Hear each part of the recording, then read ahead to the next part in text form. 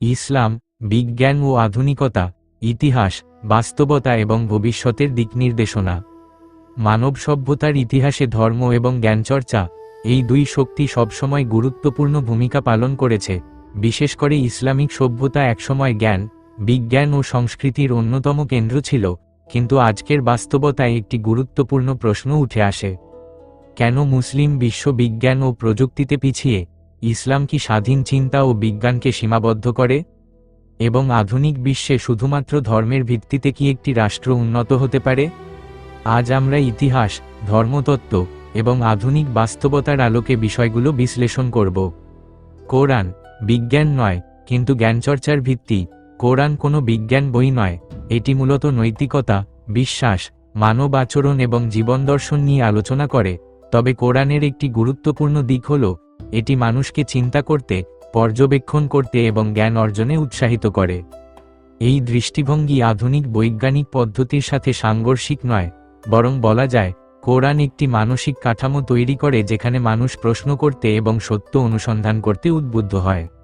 Islamic স্বর্ণযুগ, বিজ্ঞান ও জ্ঞানের শিখর, ৮ম থেকে ১৩তম শতক পর্যন্ত সময়কে ইসলামিক স্বর্ণযুগ বলা হয়। এই সময় মুসলিম বিশ্বে গণিত, জ্যোতির্বিজ্ঞান, চিকিৎসা ও দর্শনে অসাধারণ উন্নতি ঘটে। এই সময়ের বৈশিষ্ট্য ছিল জ্ঞান অনুবাদ ও সংরক্ষণ, বিশেষ করে গ্রিক জ্ঞান, গবেষণা ও পর্যবেক্ষণের চর্চা, যুক্তি ও দর্শনের বিকাশ। এটি প্রমাণ করে যে ইসলাম এবং বিজ্ঞান একসময় একসাথে বিকশিত হয়েছিল। পতনের সূচনা কি ঘটেছিল? স্বর্ণযুগের পর মুসলিম বিশ্বে ধীরে ধীরে বৈজ্ঞানিক অগ্রগতি থেমে যায়। এর পেছনে কয়েকটি গুরুত্বপূর্ণ কারণ কাজ করেছে। ১. রাজনৈতিক ধ্বংস ও অস্থিতিশীলতা। মঙ্গল আক্রমণের ফলে জ্ঞানকেন্দ্র ধ্বংস হয়ে যায় এবং গবেষণা কার্যক্রম ভেঙে পড়ে। ২. উপনিবেশবাদ।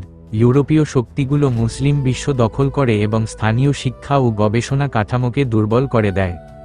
৩. শিক্ষা ব্যবস্থার দুর্বলতা। অনেক ক্ষেত্রে মুখস্থনির্ভর শিক্ষা চালু হয়, যেখানে সমালোচনামূলক চিন্তার সুযোগ কমে যায়। ৪. প্রাতিষ্ঠানিক স্থবিরতা।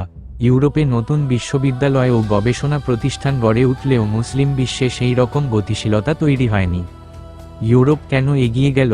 ১৬-১৭ শতকে ইউরোপে বিজ্ঞান বিপ্লব ঘটে। এর পেছনে কয়েকটি মূল কারণ ছিল।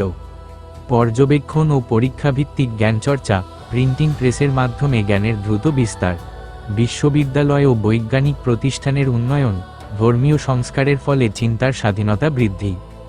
সবচেয়ে গুরুত্বপূর্ণ বিষয় ছিল অথরিটি থেকে এভিডেন্সে পরিবর্তন। ইসলাম কি স্বাধীন প্রশ্নকে বাধা দেয়? ঐতিহাসিকভাবে দেখা যায়, ইসলামিক সভ্যতায় প্রশ্ন, বিতর্ক এবং দর্শনের চর্চা ছিল খুবই শক্তিশালী। অনেক বড় বড় চিন্তাবিদ যুক্তি ও পর্যবেক্ষণের মাধ্যমে জ্ঞান সৃষ্টি করেছেন। তবে সময়ের সাথে কিছু সমাজে এমন একটি পরিবেশ তৈরি হয়েছে যেখানে প্রশ্ন করা নিরুৎসাহিত করা হয়, ধর্মীয় ব্যাখ্যাকে চ্যালেঞ্জ করা কঠিন হয়ে পড়ে। এটি ধর্মের মূল শিক্ষার কারণে নয়, বরং ব্যাখ্যা ও সামাজিক কাঠামোর কারণে। ইসলাম কি বিজ্ঞান বিরোধী? ইসলাম নিজে বিজ্ঞান বিরোধী নয়, বরং এটি জ্ঞান অর্জনকে উৎসাহিত করে। কিন্তু সমস্যা তৈরি হয় যখন ধর্মকে চূড়ান্ত এবং অপরিবর্তনীয় জ্ঞান হিসেবে ধরা হয়। নতুন বৈজ্ঞানিক ধারণাকে সন্দেহের চোখে দেখা হয়। এই মানসিকতা বিজ্ঞানকে বাধাগ্রস্ত করে।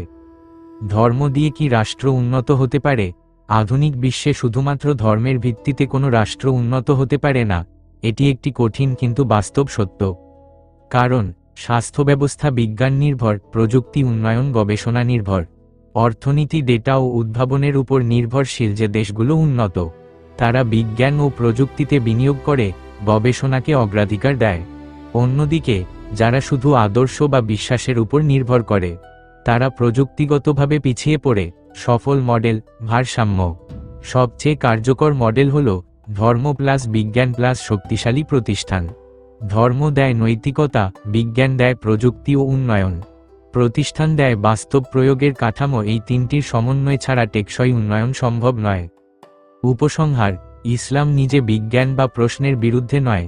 ইতিহাস প্রমাণ করে, যখন মুসলিম বিশ্বে জ্ঞানচর্চা, স্বাধীন চিন্তা এবং গবেষণার পরিবেশ ছিল, তখন তারা বিশ্বকে নেতৃত্ব দিয়েছে। বর্তমান পিছিয়ে থাকার কারণ ধর্ম নয়, বরং রাজনৈতিক অস্থিতিশীলতা, দুর্বল শিক্ষা ব্যবস্থা, গবেষণায় কম বিনিয়োগ এবং কিছু ক্ষেত্রে চিন্তার সংকীর্ণতা। আধুনিক বিশ্বে টিকে থাকতে হলে প্রয়োজন মুক্ত চিন্তা, বৈজ্ঞানিক পদ্ধতি এবং জ্ঞানভিত্তিক সমাজ। শেষ কথা, ধর্ম আমাদের শেখায় কেন বাঁচব, আর বিজ্ঞান শেখায় কিভাবে বাঁচব। এই দুইয়ের সমন্বয়ই একটি উন্নত সভ্যতার ভিত্তি। আপনার কোন মন্তব্য বা যুক্তি থাকলে কমেন্ট করে জানাবেন। ফেসবুক থেকে দেখে থাকলে পেজটাকে ফলো এবং ইউটিউব থেকে দেখে থাকলে সাবস্ক্রাইব করে সাথে থাকবেন।